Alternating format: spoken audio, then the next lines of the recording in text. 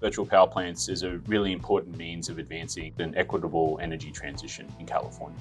It does this in multiple ways. One, it really is a financial model that ensures the benefits of the energy transition are flowing to those who have historically not been able to benefit from the benefits of solar and batteries and things of that nature. It also helps accelerate the transition away from fossil fuels that we see in a lot of disadvantaged communities and environmental justice communities that have suffered the burdens of gas power plants and things of that nature that damage air quality and a host of other environmental impacts.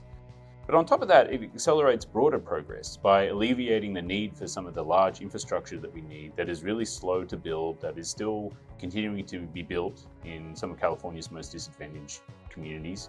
And it also can take a lot of land.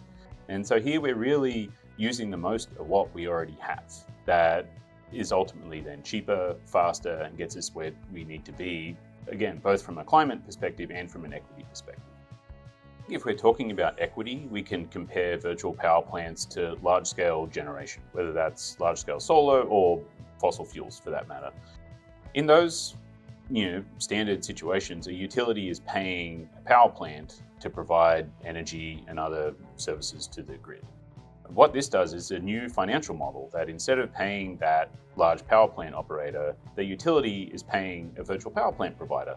So the way the model works, often there is a central virtual power plant provider. That virtual power plant provider essentially enrolls customers in their virtual power plant. And this may be hundreds, maybe thousands of households, or anything with solar, anything with batteries, anything with electric heat pumps or things that you can turn on and off.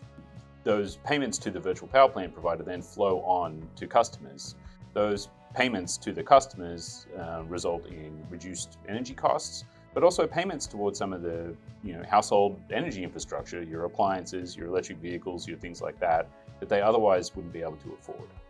One big advantage of the virtual power plant model is it enables us to bring together a number of our smaller project sites in a way that opens doors for funding for them that they would otherwise not have access to.